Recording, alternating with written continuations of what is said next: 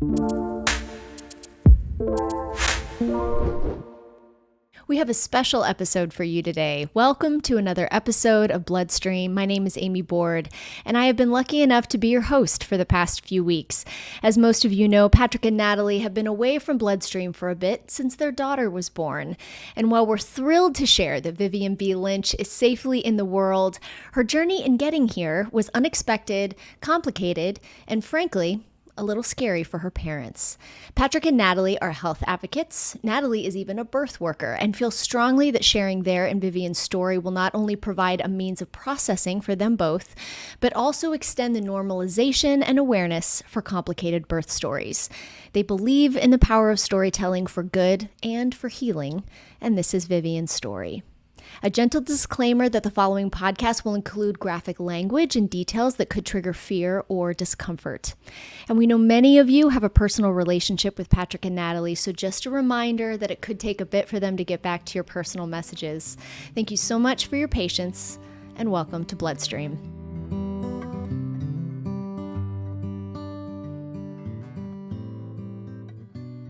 Hello, Pat and Nat. Hi, Hello. Amy. Hi, Good Josh. to see you. It's good to be here. Yeah, we got Josh as well. Hey, We have how's the it going? fam, the whole fam. Everybody's here. Viv is here. Russell's somewhere. We got the whole fam. You know, there's a lot that's changing around here, and Russell getting shy. That's one of the things that's new. It's one of the things. But yeah, we're here on BloodStream. Viv, this is your We've big missed moment. y'all. This is your debut. It's her debut. She's sleeping. Definitely sleeping right now. We're going to try to keep it that way for as long as possible. It's her best social activity at the moment, sleeping. Thank you, Amy, for that very beautiful introduction. And before we just dive into the birth story, I want to thank you for everything the last few weeks that you've done to not just help keep things moving in my and our absence, but you've added things and moved them faster while I've been gone for Bleeding Disorders Awareness Month. The episodes have been great, so there might be people who are tuning in just to hear about the birth story, by all means, but I would highly recommend just going back in the feed a few episodes and checking out all the stuff that we've been doing for March, Bleeding Disorders Awareness Month. A lot of really neat episodes profiling all different corners of this community, so thank you for doing that, and it is nice to now be back and talking with you and Natalie and with Josh with microphones with one new addition. We've missed you. We've definitely missed you. Well, I don't even know where to begin. Well, let's speak so. We got Vivian Bea Lynch. She was born on February 15th, 2021. Amy, I know you already did this, actually, speaking of prior episodes, but she was born at 8 pounds and 4 ounces. She was born 21 inches long, and she was born right here at home. In fact, as we've been fond of saying, she was delivered in the same bed from which she was conceived. So a very full circle-like experience. It was beautiful. It was magical. I don't know how much of it you really remember. I remember a lot. I remember the being in labor was the most intense thing I've ever undergone, and kind of interesting because as a birth doula, I've seen it so many times, and I've been there, and I've held other women, and I've held other men who are holding their women and partners, and so I've been as intimately a part of the process as you can be without being a laboring woman myself. And it is the most transformative. I feel like all my cells turned over during that 8-hour process. Like I on the other side was a different being. I feel like the metamorphosis, caterpillar into butterfly, or like the phoenix burning down, like those are all like good metaphors, but they really don't, like they aren't adequate for this experience. I felt like I left this realm to go wherever she was and to come back and to bring her here. And it was incredible. It was everything I had planned. It was here at home. It was Great lighting, beautiful soundtrack. yeah, great lighting, beautiful soundtrack. Patrick was such an incredible partner. I mean, physically, emotionally. There's one photograph that we have from the day where his hands are, one hand is on my sacrum and one hand's on the top of my spine. And like, I just look at it and I'm like, he literally had my back. Like, he literally had my back that entire time. And I just felt, I've never felt so vulnerable and so supported. Josh was there documenting the whole thing. I had the doula of my dreams. I had the midwife of my dreams. And it was 8 hours. Like, what first-time mom can say that? Like, start first contraction to baby in arms, 8 hours. Like, that's incredible. I feel like we just really quickly like shuffled in that Josh was there. We were like a midwife. There was a doula. We had a photographer. Josh is here now. Josh was there. Josh stopped by. My friend Josh was there. I'm everywhere. He popped by. That was your what? Third birth as a photographer, Josh? Is that right? Second. Oh, Yeah, okay. Second. And Natalie Second. talking up here on my wall, Natalie talking about holding other people. I have a photo of that on my wall. That's Natalie right there. Yeah, that was my first experience, and this was my second. And they were two very extremely different situations. As birth can be. I mean, I think what I've learned as a doula is everyone's journey into this world is different. Just as everyone's journey here is different, just as everyone's exit's different. But like, I don't know, to have the birth of my dreams and then for it to kind of go radically sideways at the end was... I've been at births where things have gone sideways, and I don't know why I didn't think that I was, why that could happen to me. So as the day was just going and flowing and everything was happening as it should, things got pretty scary pretty quickly. Yeah, so I guess we may as well get into that part. So it was all beautiful and going great and according to plan, and we knew we wanted to have a home birth for a long time. We did have a total of 21 prenatal care visits with both Which, by the way, is excessive. I never wanted to say. I don't know if I've said this to you. I know but like there were times during the visits where I was like, why do we need to do this? We had a visit with someone else 2 days ago. It's week 29. What's different? Like, there were times in my head where I was like, how can we possibly have to have another visit right now? People have babies all the time. They don't have all these visits. But I was like, come on, this is the first child you guys have ever had. Don't put that energy out there. Don't be that guy. And now in hindsight, I'm like, we had all these visits. How is stuff not accounted for? Okay, so we had tons of visits. We knew we were getting ourselves into. We were good candidates for a home birth. And I mean, I had a pregnancy that you don't even speak about. It was so dreamy. And at week 8, there was, which we talked about on BloodStream, I had a subchorionic hematoma. Mm-hmm. So, I was trying to join the bleeding disorders. Tell us what that means for non... It means that there was a bleed in, there's the chorion layer and the amniotic layer of the sac. Of the sac. And there was a bleed underneath the chorion layer. And out of nowhere one day we were having dinner and I just started bleeding out. And which is just terrifying. 8 weeks. It was horrifying. I was certain I was having a miscarriage. I was bleeding out, and there were very sizable clots. So it was just kind of like anything that's in there is now not in there, and assuming baby and all.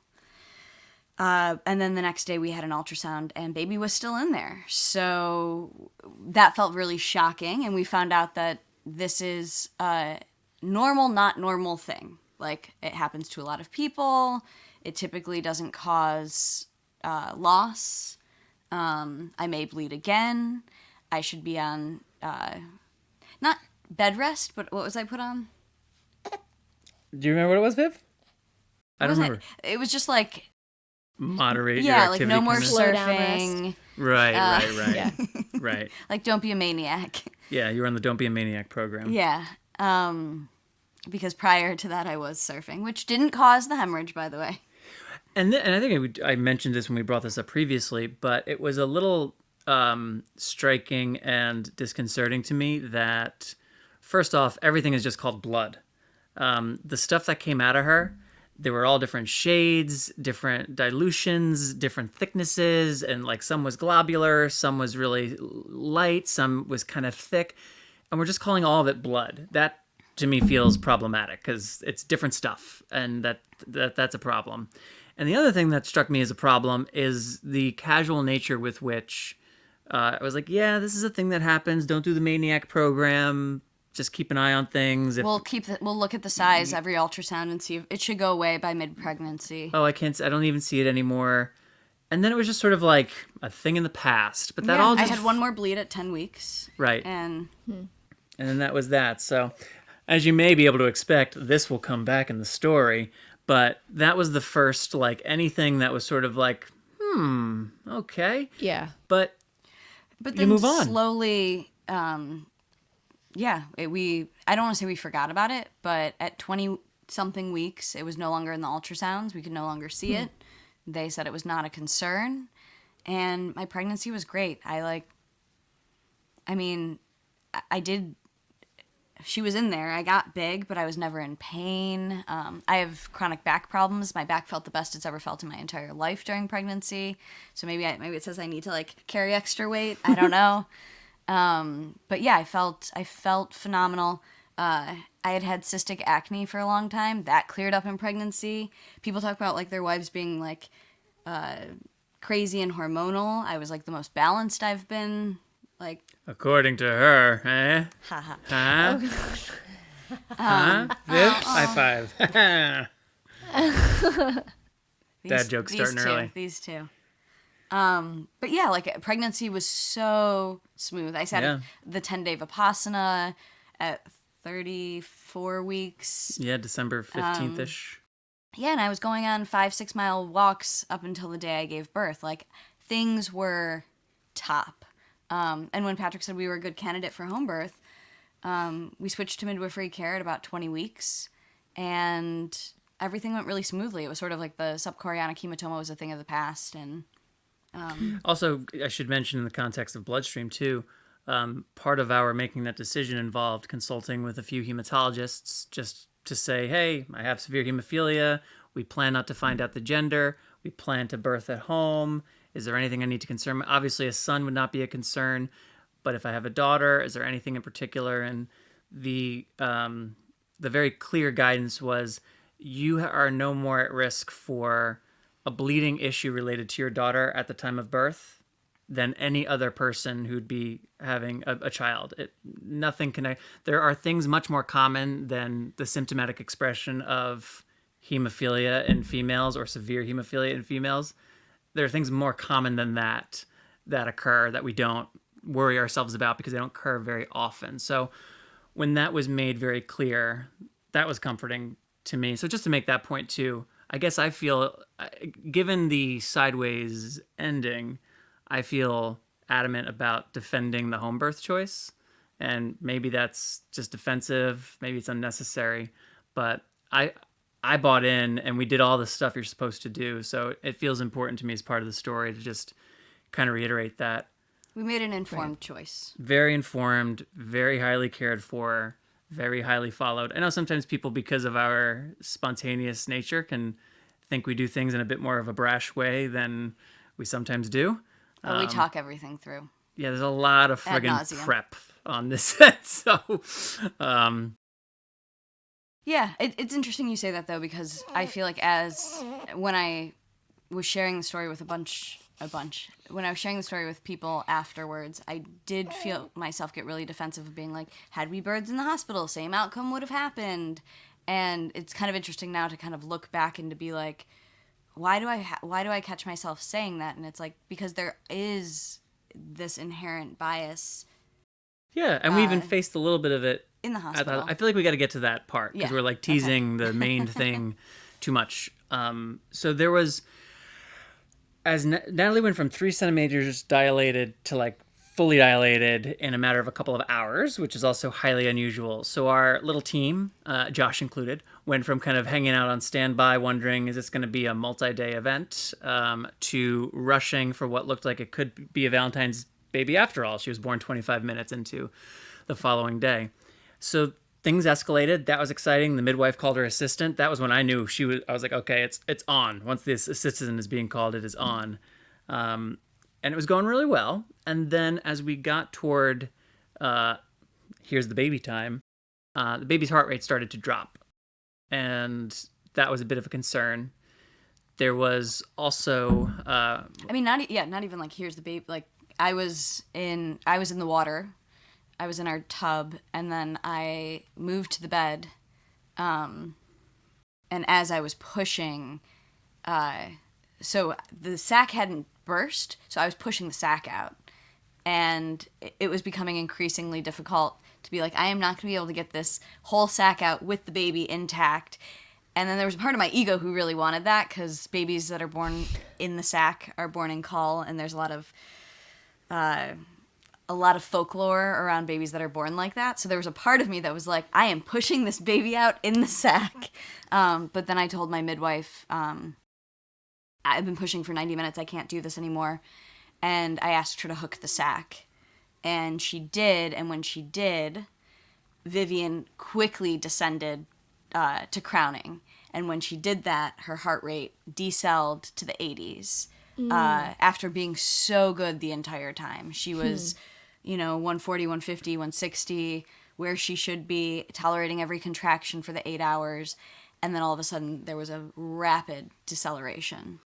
So the midwife at a certain point said in no uncertain terms and with a real like field commander like energy, and I say that as a positive, complimentary, if the baby does not come out on this next push, we're going to have to call 911 for an emergent transfer to the hospital, because the heart rate had descended, because she had pooped in the bag, so there was also fear that there was now poo in her. Yeah, so like things had to go.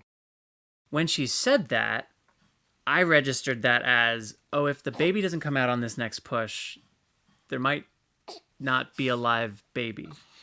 And there was a brief moment. I don't think I've talked about this here, but I've written about a prior experience with a stillborn child. There was a very intense, albeit brief moment mentally for me of thinking, oh, that is why. That's why I'm in this position. My life has led me to be ready for something like this. I can be a good partner for Natalie. We can do this. Okay, didn't see this coming. Like, all of that's happening in less than a second. But then Natalie geared up for, like, the push. And we've talked about it since, and I know she had a similar take on what the midwife said. And then she geared up for this push. She's literally so we're both in the bed. Natalie's sitting against me like I'm the chair, so my chest is her back. Her head is right where my mouth is, and so I'm just trying to quietly reinforce the midwife's directions while she takes a breath and gives a hell of a push, and just praying, hoping, surrendering that this push will be effective. A part that Patrick left out that was very... real to me is, obviously we're at home, so I'm unmedicated, and the midwife said that like in command style, this baby has to come out or we're calling 911. And in order to make that happen, I would like to give you an episiotomy, which is using scissors to increase the vaginal opening, and cutting the perineum between the vagina and the anus. I don't know why I chose the word anus, but anus. That's what I thought you were going to choose. Isn't that like the medical? I think so. Yeah, it's a weird word though. Yeah, we don't use it very often, but we should. I don't know. I keep saying it. I'm nervous. What, anus? I'm sweating. Might be the first time on BloodStream, but it's cool. It's cool. It is a medical podcast. Very medical. And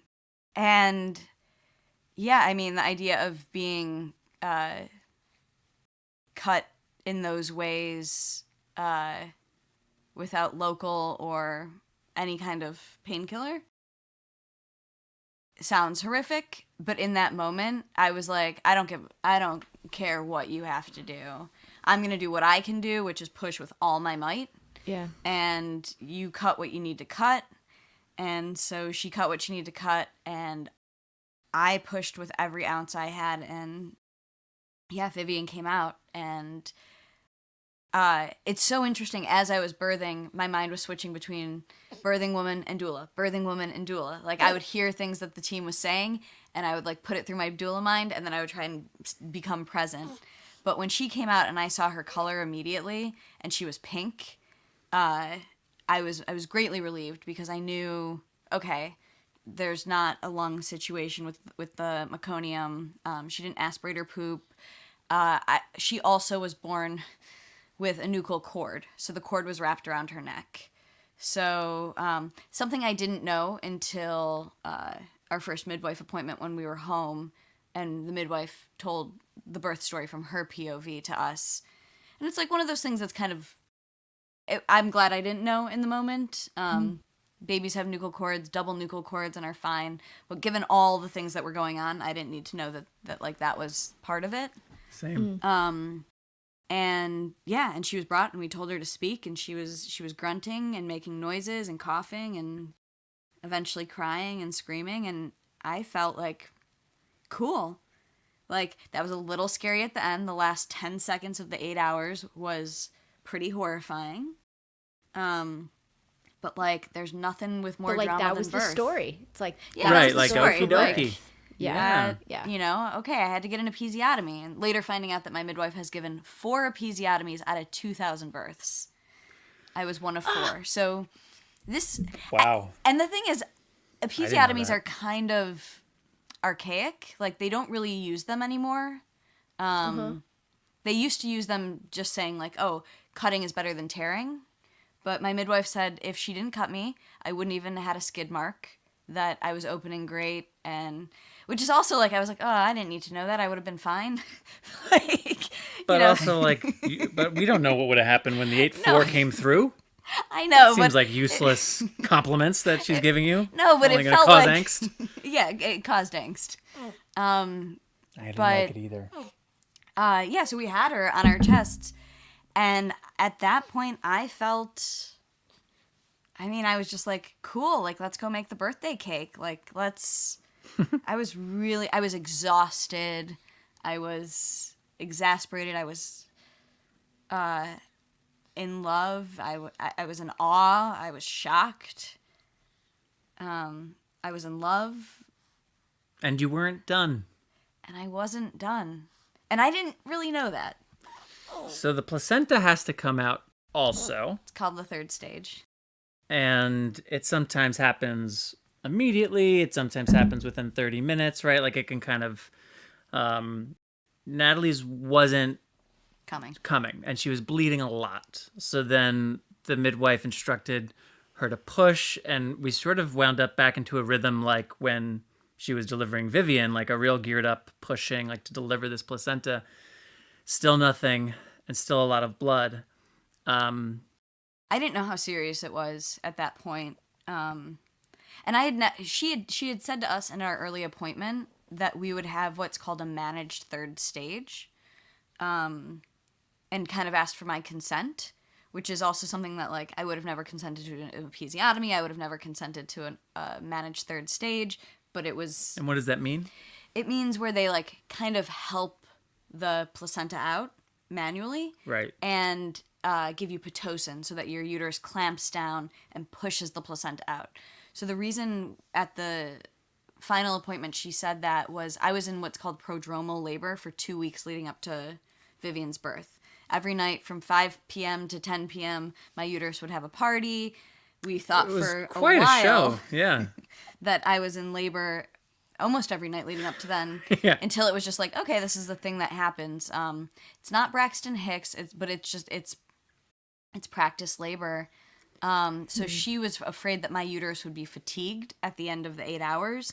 So she wanted to give me Pitocin to just like help the uterus push it out and firm back up right away.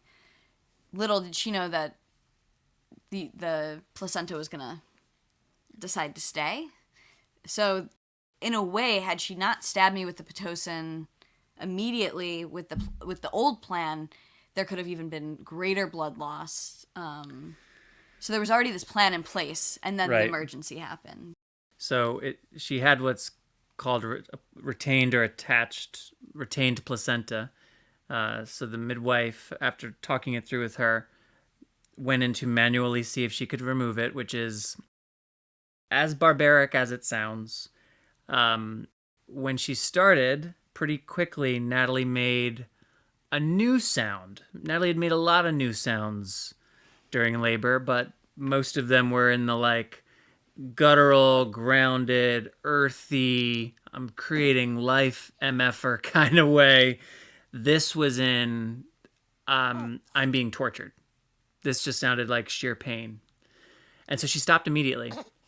And she said, okay, I'm out of scope. We need to transfer you immediately. You've lost a lot of blood, and this needs to be removed immediately.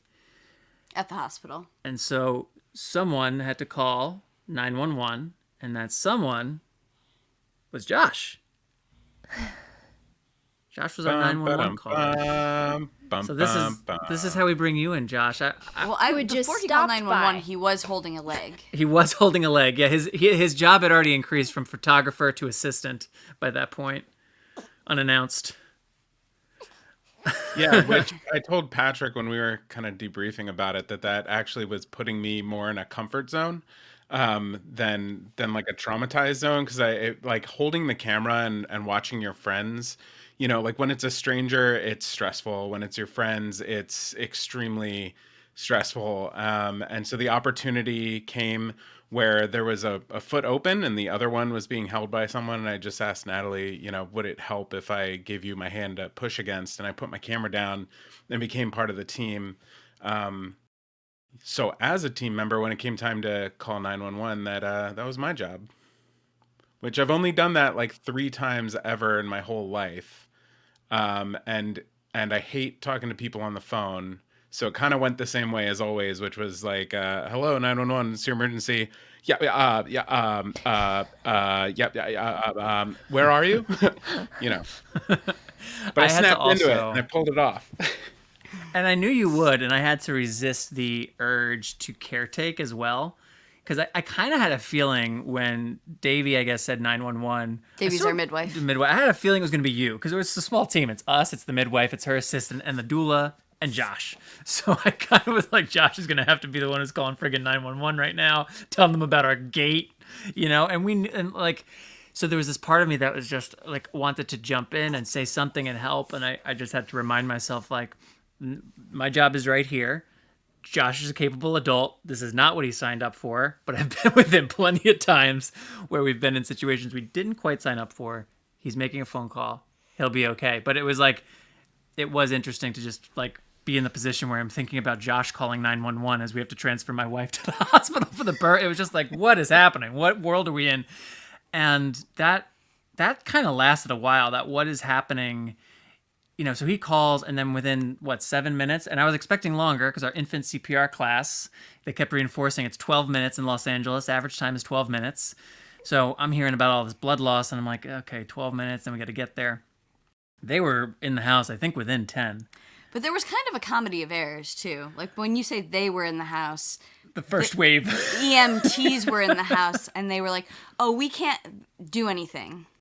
We're the EMTs, we need the medics. And then like, next the firefighters came. Like, oh, we can't do anything, we need the medics. And it was like, well, y'all, when are they coming? Like, you guys, we don't really need you guys so much. So, but anyway, they were all very nice. It went as well as it could. There was some quick discussion around, okay, is Natalie going with the baby? Is Natalie going with me? Are we all going? Am I staying back with the baby? Is the baby staying with the midwife's assistant, who we had only met like 40 minutes prior? So I was like, wait, why is she with the baby? That seems like the least But we figured it out. Natalie and baby went to the hospital, and then... In the ambulance. And I went behind, courtesy again of Josh. When the EMTs and the firefighters got there, they were like, ma'am, what's your name? What's your birthday? Who's president? And I was cracking political jokes. I was being... I guess part of me was not taking in the gravity of things, because to survive the moment and to not, like, if I knew later what my midwife told me, that, like, how much blood I was losing, like, if I was somewhere else, I would not have made it. I was certainly not acting those ways. No. And I think, too, that's the benefit of a good team and a good plan, because in the same way that it was like Josh is capable of calling 911, I also felt like, okay, the midwife is calling the shots on what has to happen next. She has her assistant. We have an awesome doula. We're all in sync. Now these firefighter people, whoever else are here, they know what their jobs are. We're going to go to the hospital. They all have jobs descriptions and they know what to do. We know the hospital. So I think there was a piece of me that felt very comfortable not totally taking in the amount of blood I was seeing, or taking in hearing how many cc's you lost, or taking in looks. Like, there was just a part of me that was, I guess I knew I couldn't control things, and we had set up the stuff to in the event ofs, and we had the right people there. So it wasn't until we were then in the hospital and Natalie was in one of the L&D rooms surrounded by nurses. When I got there, you were in the bed and she was actually in the little baby sidecar thing where they're weighing her and doing her vitals. And we are technically an ambulance transfer. So even though and then they also didn't have the midwife's notes for some reason. So even though they called us like an off the street. Yeah, so we had to do some stuff that was just like additionally procedural and annoying at first. But anyway, the OB who was on call, so they need someone to do what our midwife could not, which is the manual removal. The OB who was on call was brought into an emergency C-section, I think it was. So he wasn't available. Fortunately, she wasn't available. Fortunately, the head nurse, was she the head nurse or I don't know what her title was, but she was like the lead non-doctor person. She herself was a midwife. And then the doctor that they woke up out of bed to perform the procedure arrived. At the time, didn't realize he had been woke. I mean, who cares? But like, I'm glad I didn't have that little bit of information. I just thought, oh, this is a very grounded, slow-moving person, which might also be true. And then within a couple minutes of his arrival, he started the process, and Natalie made the same sort of sounds she made only briefly before our midwife stopped, except this time there wasn't stopping. He was continuing to work, and she was continuing to scream. And time feels so odd. I think we've figured out, maybe it was 3 or 4 minutes that this is going on, and she screams for a break.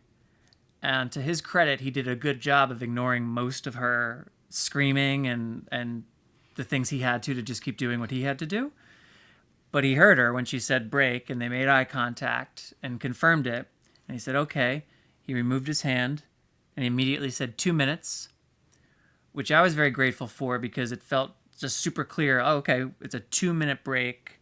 And thinking it through, it makes sense. It's a lot to go in and out. And again, she's had the Pitocin too, so things are tightening up. So to even get my cervix is clamped down to her placenta, he has to work his hand through a tightened cervix to start with. That's the beginning. And then start the ripping from the uterus. So it takes the 2 minutes, and then after that starts again, and she again starts making terrible sounds. Vivian, through all this, is quiet as can be. The two of them are staring at each other, and she's just a rock. Natalie, you're holding Vivian through this. Yeah, Vivian's right on my chest. I'm holding her. I don't want anyone to take her from me. And her little head is looking up at me. Her eyes are locked in. She's dead silent, and I am screaming in ways I've never screamed in my entire life. I mean, share with I us haven't a heard little someone bit make those sounds. About what the attachment. Share a little bit about what had happened with the placenta, what he was doing. So the placenta had attached itself to the uterine wall, and there was which is not normal. There was a thick band that was like had to essentially be like sawed off with his fingers to get it to come out. So he went into my vagina, into my closed cervix, into my uterus, and then took his hand and just sawed at the part that was adhered to the uterine wall. I had no painkillers, I had no local, and I also had been cut with scissors. So his arm, I mean, he's elbow deep inside of me, and his arm is like on the cut that we had to make for her to come out. I knew that if he couldn't get it out, I had to go into surgery, where they would cut me open. And they didn't want to do that because of how much blood I had already lost. Like, if they send me into surgery, I might not be coming out. Which at that point was approaching 2,500 cc's of blood, which is about a third of her My blood blood supply. volume. And at that point, you knew that. No. I did. I mean, Patrick had a view of how much I had bled at home and how much I was bleeding. I had insane amounts of adrenaline in my body, as well as oxytocin, as well. I mean, just... It's funny. I started to jump in, but we were going back through like our phones and messages to try to get some of the timeline together. And because Josh dropped me at the hospital and then he waited outside and I communicated with him, and so I was able to go back through and look at some of the timestamps and get some of the order of events. One of the things I'd forgotten about, but I had texted Josh when the doctor was finished, was that like, okay, Natalie, it's over. She's doing all right. She's at the thanking everybody stage. Because at home, once Vivian was born and was like up with us, Natalie's like bliss turned to everyone in the room and just such gratitude for their helping be a part of that. And so when she started doing that after he removed himself and the placenta was out and we've got all the rags and like it's done, that to me was a very, very, very good sign that she was okay, because she was behaving in the way that she had behaved just a little while ago when, quote unquote, it was over. But I will share that in that chair, when he went back in that second time, I remember having the thought, this just can't go on much longer. Like, one way or another, she can't keep screaming like this. She can't keep being in that much pain. She can't keep losing blood. He can't stay inside her doing this forever. I don't think she can go into surgery. But it was just like, there was, I mean, I'm dancing around it, but there was like a real moment of like, I might lose her. And I didn't sign up for that. And that was also something that I just never thought about. I just never once in the 9 months, 10 months, really thought that a possibility. It just, and of course not, I guess. And that doesn't matter. Like, that's still some people's stories who don't come home with their wife. But it wasn't until that moment, because until that moment, there was adrenaline, we had a baby, there was things to do. I'm with Josh in a car, that feels familiar. I got to try to not get kicked out of this room. Here's a chair, I can sit here. I participated with some of the stuff with the baby when she was in the baby mobile or whatever. But then it was just time to be, and that was terrifying. That was feeling that helpless.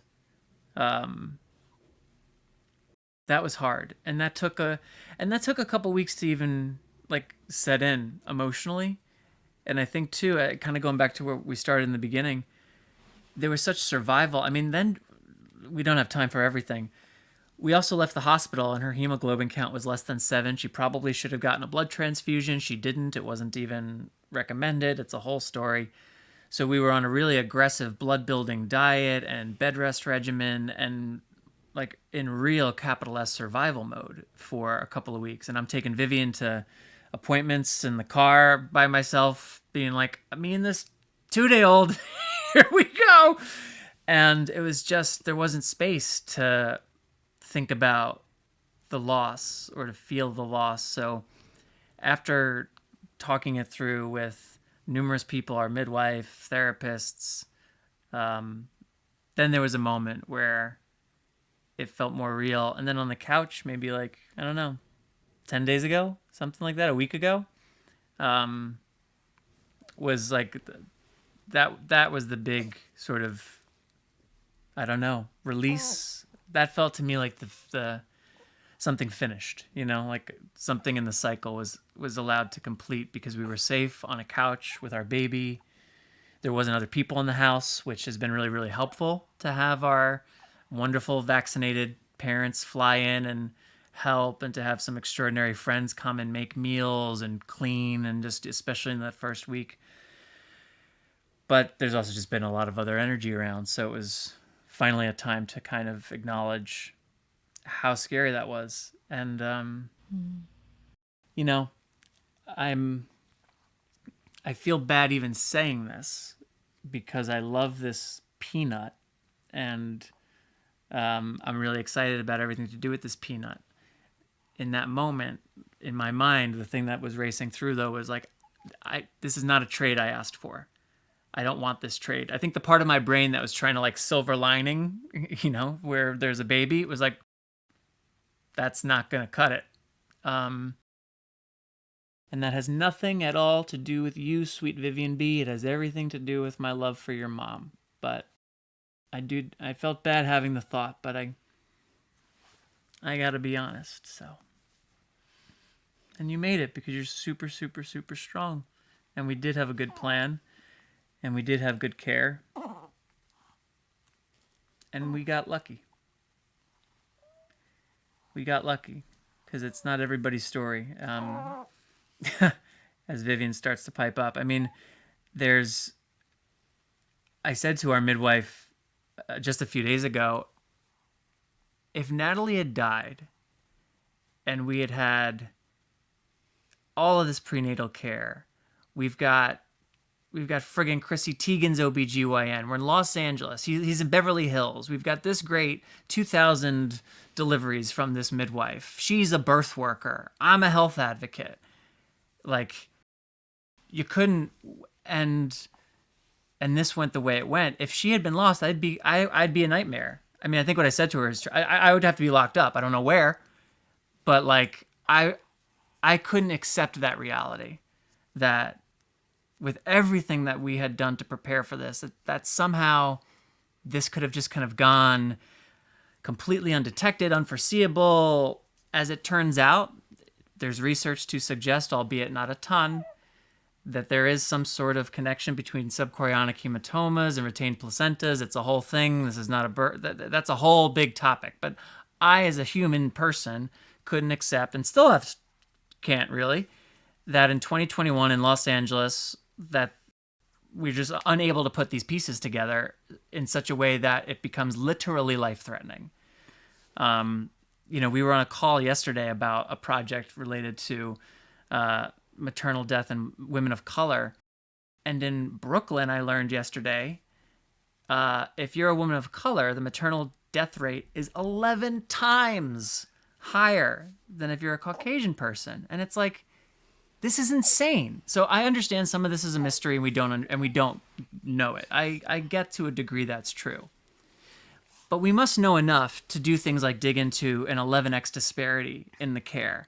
We must know enough to be able to take research on something that is common enough, a subchorionic hematoma, and like run through the options of like, what might this be connected to? What might we want to be thinking about? As opposed to hearing, oh, it's blood, it's all blood, we don't know why it happens, keep an eye out.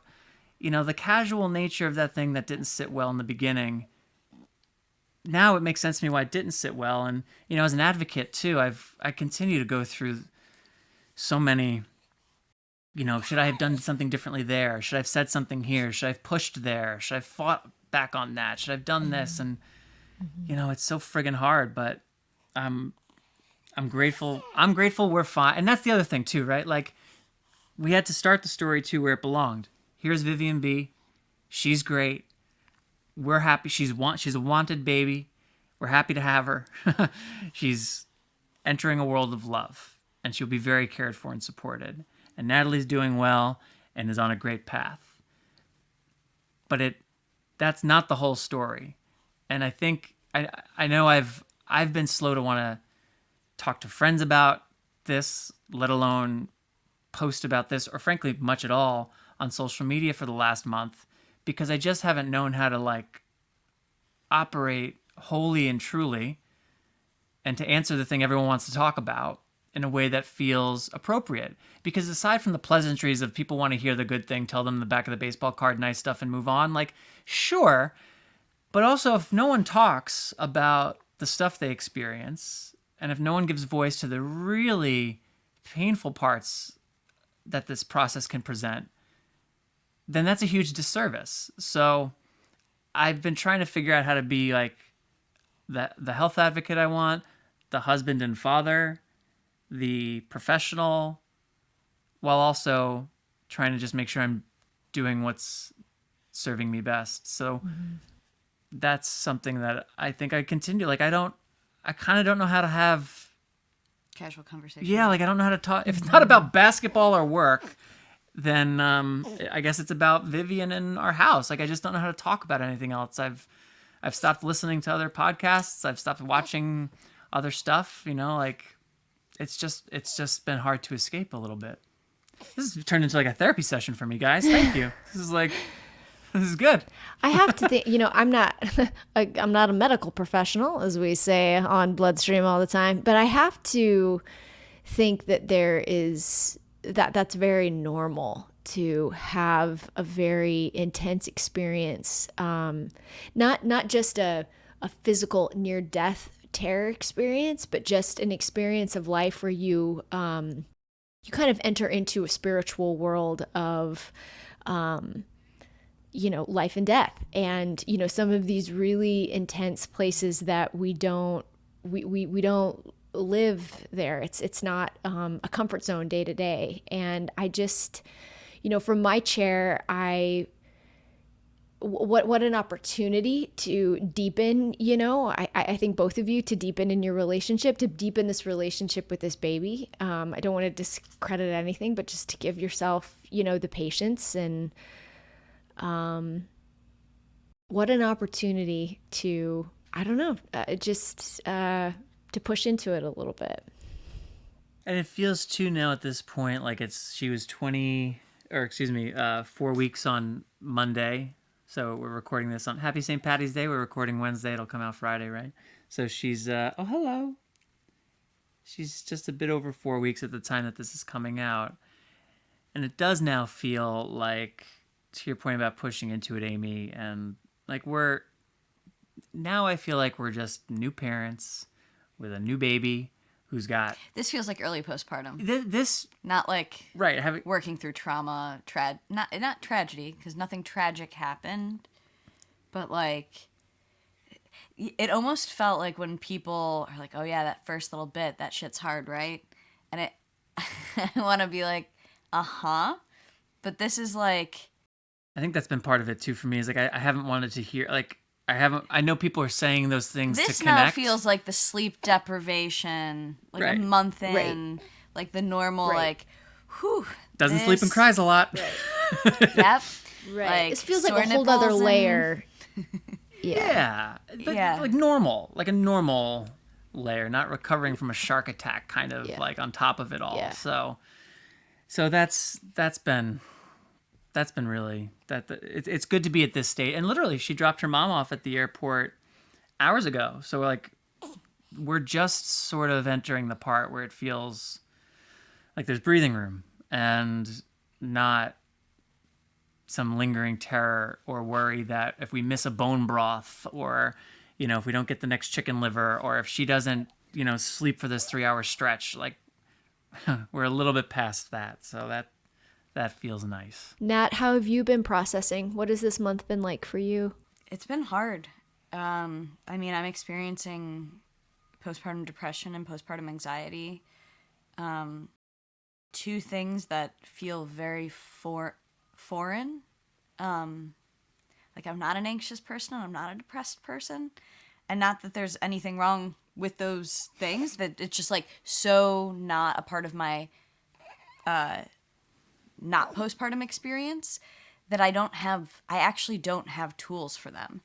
So I feel really ill-equipped. I feel like I'm physically healing, I'm emotionally healing from trauma, and then I have like these conditions that I'm not normally moving through life with to layer those other things I'm trying to navigate. Like, I think it's hard to move through normal life with anxiety and depression, but like my nether regions are postpartum, and to a more extreme than like a typical birth. And the manual removal, when Patrick describes it as barbaric, like I like to think of myself as a really tough person. Like, I like to tell people I played rugby in college. Which she did. She doesn't just like to tell people it. It's a true thing. It's not a lie. But I push physical limits. I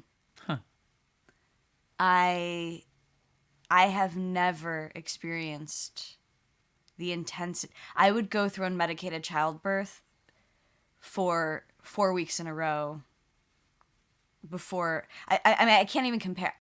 I would do anything other than go through that again.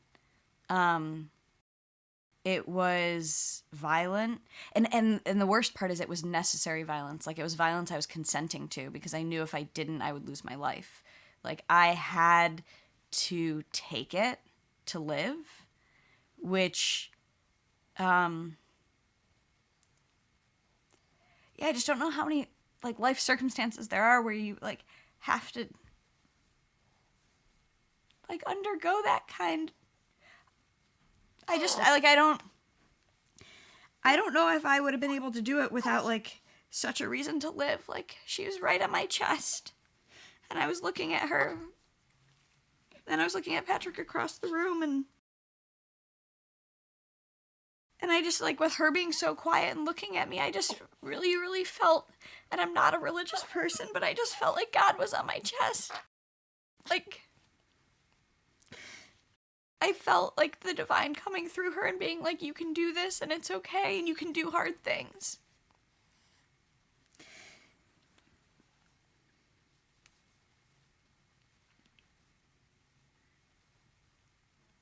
Yeah. So, processing that's been really challenging. To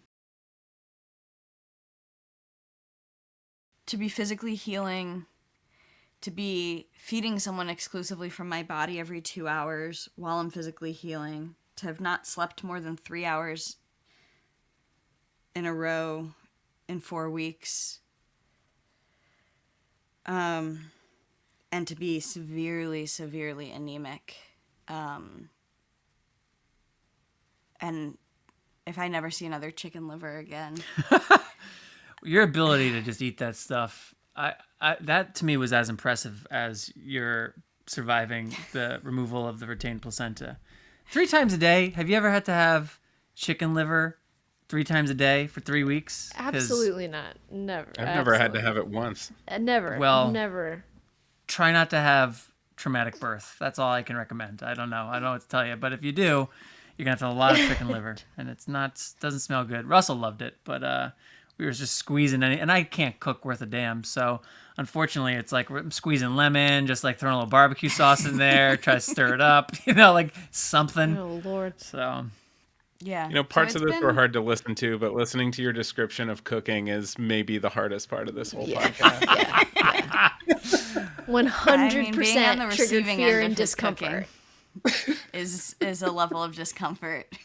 I had 35 years before a baby to try to learn how to cook. Didn't happen. I apologize. It's been made very clear why that would have been a helpful skill, and we're just gonna have to do without, or just really develop a love for barbecue sauce. Which I have. But yeah, it's been hard. It's been like the first week I was so out of it, waking up 3 a.m. And being on bed rest for the first 2 weeks was really hard because Patrick had to take care of me and a newborn. And I felt really frustrated because I had been looking forward to this, like, I'd been looking forward to this sleep deprivation period. I'd been looking forward to like, okay, we're going to be tired. I'm going to be healing. But as a doula, I know what that healing looks like. It's not easy. And any mom who's listening, even if you had the most streamlined experience, it's really hard. That's why there's doulas. That's why there's people cook food for you and family comes and helps. Like, it's not easy. But I thought I would be like as well prepared for it. I had all my baskets made. Like, I had done all the prep. A lot of baskets. I had done. I had the ice packs made. I had done everything. And so it was hard to be in bed at 3 a.m. watching Patrick, like, not know the drawers that I had organized so well, and to be like, which way does the diaper go? To Did I ask you that? Yeah. I don't even remember. Oh, I will God. say on the diaper front, though, I forget. I don't remember when this was. But I know what he's gonna say. I know you do. There was a point where Natalie informed me that she's, or whatever. She's like, "Oh, that's only the second diaper I've changed." We were like 10 days in. It was the second diaper I've changed. And I was like, "Really?" Because he was so on it. He was. I had no idea. I wasn't keeping track. I was like, I've lost that since, but I had a good streak going. I mean, I was on bed rest, so he was doing everything for her. And then I had to like watch, knowing like I was both in awe and so grateful, but I felt like I was missing out. I was jealous, as weird as that sounds. And like, I wanted to get to know this baby who was getting to know Patrick a lot faster than me, and I was breastfeeding, but that was, and I don't want to say that was all I was doing, but he was doing everything else, bringing me the baby. I was breastfeeding, and Though, as it turns out, breastfeeding's kind of the baby's favorite thing. So if you're the person who does that, all that other stuff is second shrift, as I've come to learn. and she, he was taking her to the pediatrician by himself, and like, I thought that was something like that we would be doing together. So I'm on FaceTime sobbing hysterically While she's crying in the while she's room, and we're crying. trying. The It's doctor's just like, Patrick, she's in diapers, I'm in diapers, she's sobbing, I'm sobbing. Patrick's running around like a chicken with his head cut off I'm good at that. after he just thought he was going to lose his wife. And so the first little bit was a real fucking disaster.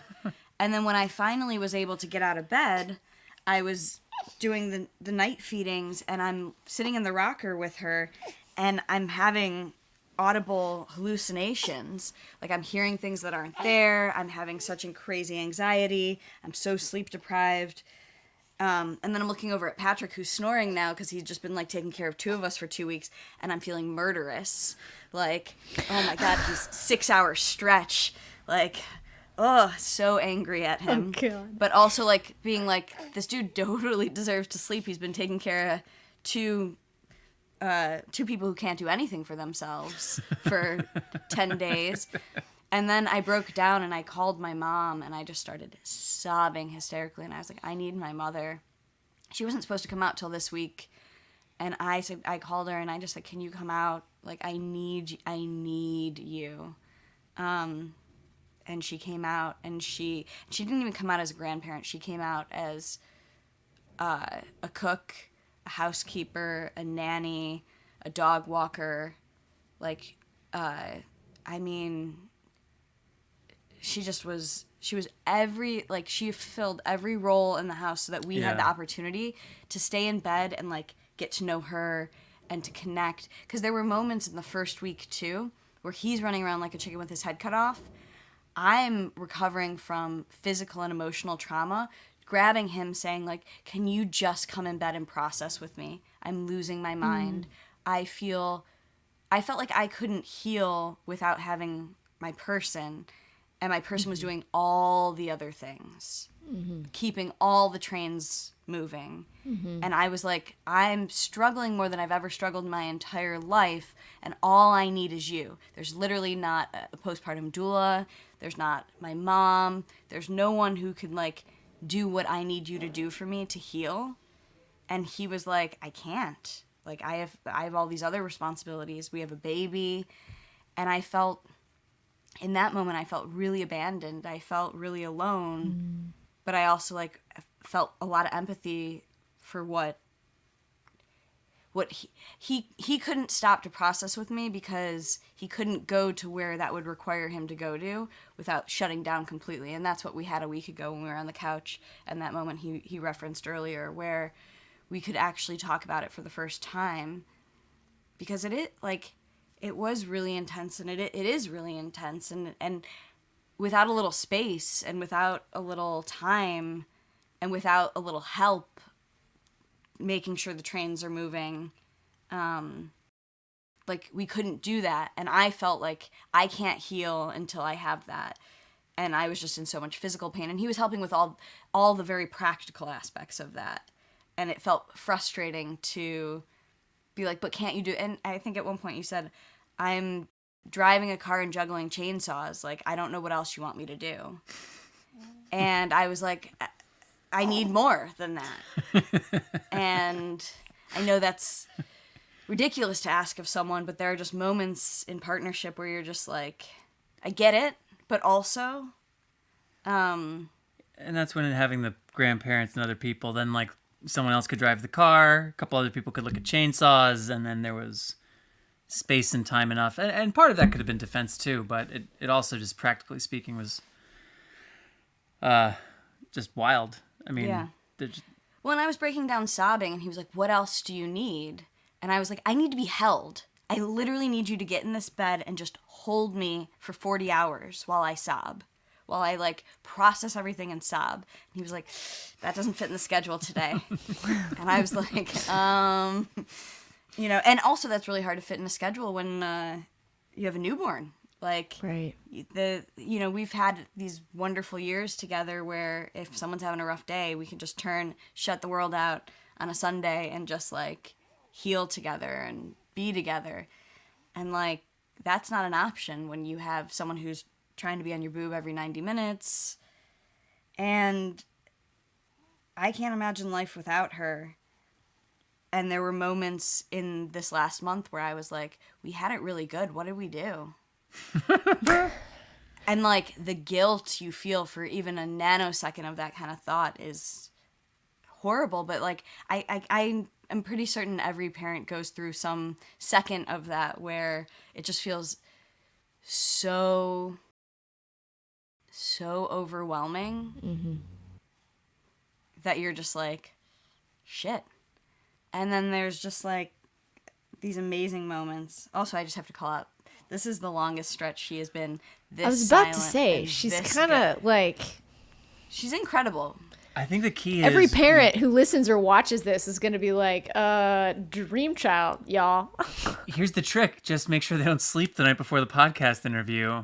Yeah, last night was a nightmare. And then you'll be fine, So she's having her night right now, which is amazing. I just can't help but think that this is this is what every new family and new parents go through, but you guys are entering into a new normal, and yeah, no one can prepare for it.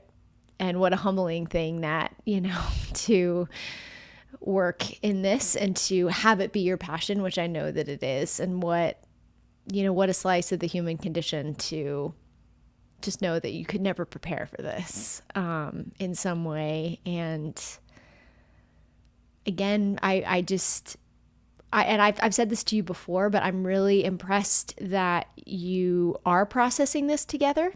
And, it might take a while and you guys might feel very messy and clunky, but I feel honored that you're sharing it with us as your friends and now, with the community. But I just,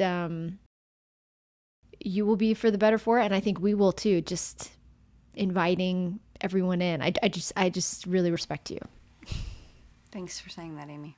I really appreciate that. I really do.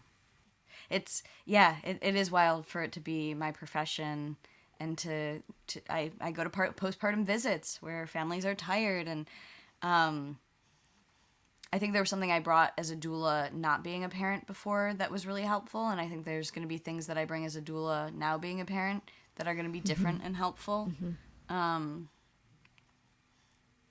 It's a really interesting experience, and what's interesting too is like what traumatizes one person isn't what traumatizes another person. Like, Right. I've been in rooms before where I've processed with families after where I thought the birth went really, really well, and there was like one moment where the doctor said something that like really messed with the woman's head, or the dad was brought back. You know, there were, even in Vivian's birth, I mean, we didn't mention this, but she came out with 2 cerebral hematomas that happen. That just happens sometimes. Not the molding that normally happens, but like 2 pretty big hematomas.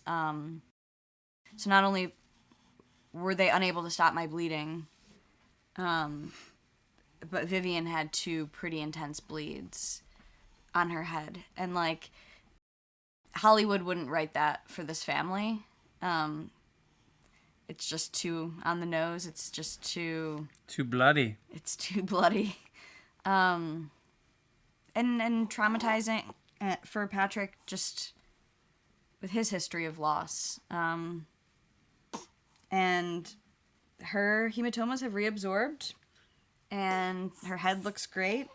But yeah, that's three pediatrician appointments without me, just to observe them and measure them and make sure they went down and absorbed back in. And so there was even a few small health concerns with her at the beginning that were, while everything was going on, that felt a little scary. For sure. Yeah.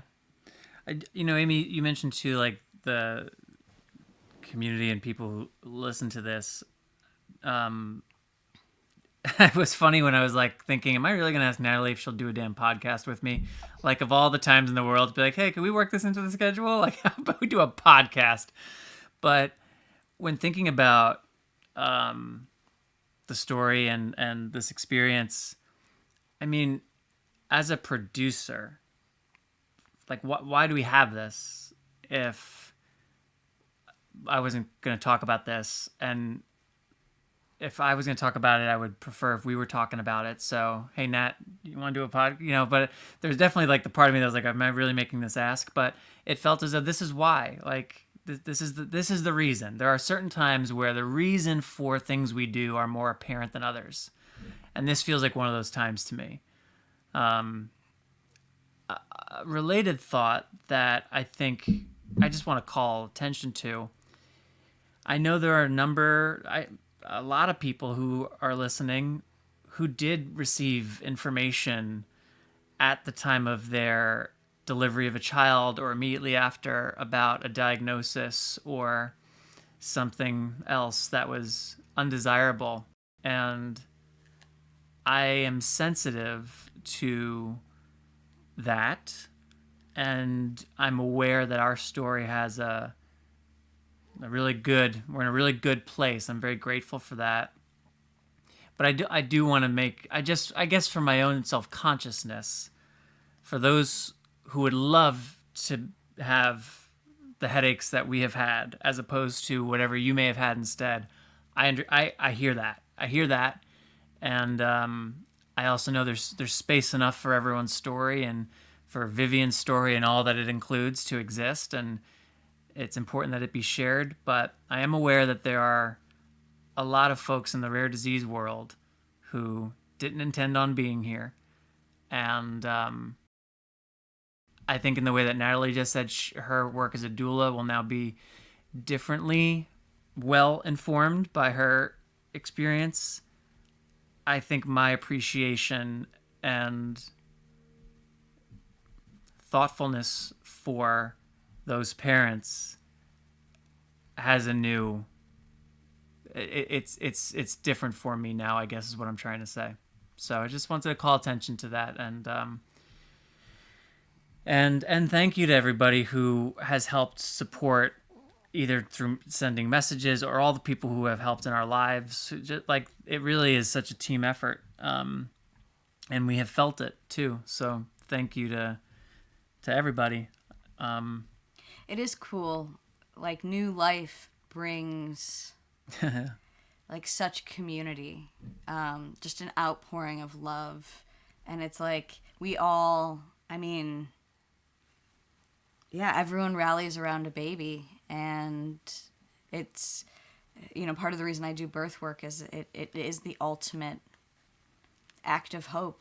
babies being born are that like there's a reason to keep doing this. There's a reason to keep living. There's a reason to keep perpetuating our species. And I think everyone sees a baby and sees that hope. And it is really beautiful to just like receive, to be in a place, like such a place of receiving right now, and such gratitude. And to feel deserving of receiving. Like, I think sometimes that's hard to do too, to really be like, to say thank you, to accept help, to ask for help, to call my mom, to call some friends, and be like, or for when someone to ask how I'm doing, to say, I'm doing shitty. I'm struggling. That's how I met you. That is how we met, actually. At another time when I was doing shitty. And I was like, oh, she's honest. I like her. And here we are. But yeah, that in those moments to just be able to be like, I've been better. Yeah. And don't let this dry shampoo fool you. There's like a pound of dry shampoo. I've got sweatpants on. I'm wearing a diaper. I tried to get a little camera ready, but You did really well. I think she did very well. This is not the typical day in, day out postpartum look in this household. Is there, before Miss Vivian definitely lets us know that we're running long, is there anything that you didn't say or want to say or have some space for? I mean, I'm just excited to see who Vivian Bea will be in the world. I'm excited to share her birth story with her one day. And her birth story is amazing. Her birth story is an 8-hour journey in this house, exactly how we imagined it. And when we talked about a home And we got the pics to prove it, courtesy of Mr. Bragg. When I first said I wanted to do a home birth, I had said to Patrick, I will only do a home birth if you do your research and you buy in, because I want you to want this. And I think now I look back at how it went down and I was like, thank God I wasn't just like, this is how we're doing. I've always wanted to do birth this way. This is how we're doing it, because I think you'd feel very differently. But you did do your due diligence, and we were on board. This was how we envisioned it. And I will,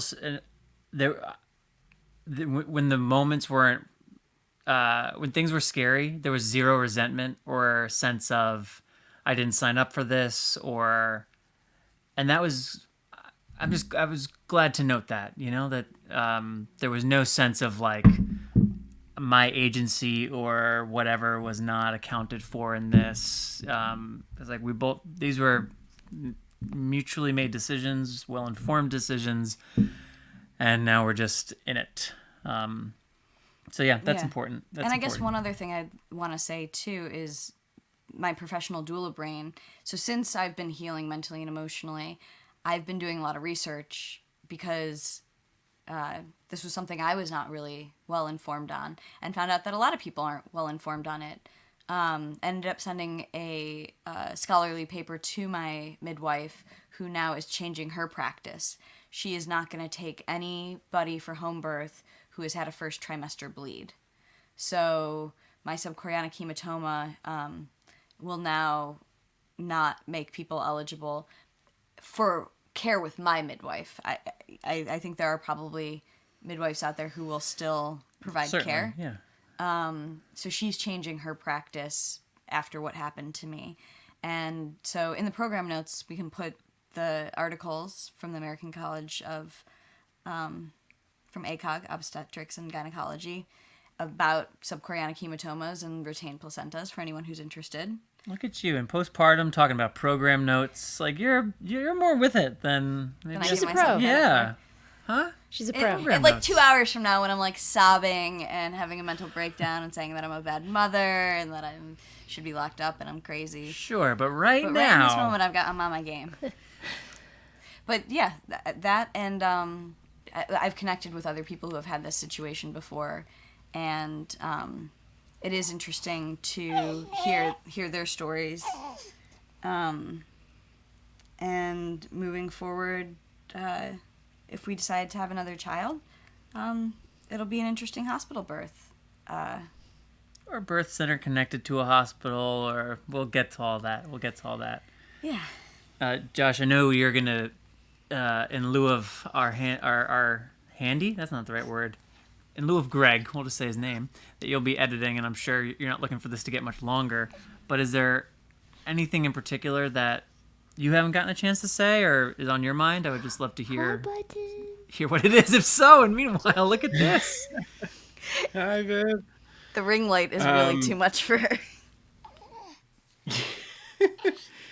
Yeah, I think the thing that really stood out for me in this entire process was like how deeply connected and gracious you were to each other during the birth and during labor. It just was like really incredible because you see the Hollywood version all the time of like the husband trying to help and fainting, or the husband trying to help and the wife being like, get the bleep out of my bleeping face, blah blah blah. And there was some of that, but it was always followed with, because I'm experiencing this right now and that's not helping me. And like Natalie, you took the moment to explain the situation and the feelings you were feeling so that Patrick could be better supported. And Patrick took no offense to anything that happened. And just was there and present for like, okay, I have to do this thing. Absolutely. Oh, I have to do this thing now. I'm not doing this thing now. I'm doing that. Okay. Got it. It just was like a perfect balance. It felt the entire time. Which is not me being like nice. It really was that nice. So you guys are incredible. That's nice cool to to hear yeah. because just interesting to hear what it looked like from the outside. Right. It felt like a dance. It felt like an orchestra. It felt like everyone who was there had a part. But yeah, I was really in it, very present in the moment. So I have no idea, but I'm glad I wasn't nasty. They are Oh, phenomenal. and Vivian's. What is it, baby? What do you want to say? What do you want to say? Nothing. Got any comments? Just a yawn and a wave of sorts. You guys have to see the video to get the full Vivian experience. Huh. All right. Well, till next time, I guess. Till next time. Take self-care of yourself. Take self-care of yourself. Hey, we want to thank our loyal listeners and our community members for being with us today. As a reminder, Patrick and Natalie are still healing and recovering and getting to know Vivian, so personal messages are welcomed, but please be patient on the response time. I'd like to thank Takeda for their founding and continued support of the BloodStream podcast. Thank you to the BloodStream team for their work putting this episode together. And as always, thank you to Patrick, Natalie, and Vivian for your bravery, candor, and for inviting us into your lives. We are lucky to have you among us. We'll be back next week with another episode of the BloodStream podcast, and take self-care of yourself, everybody.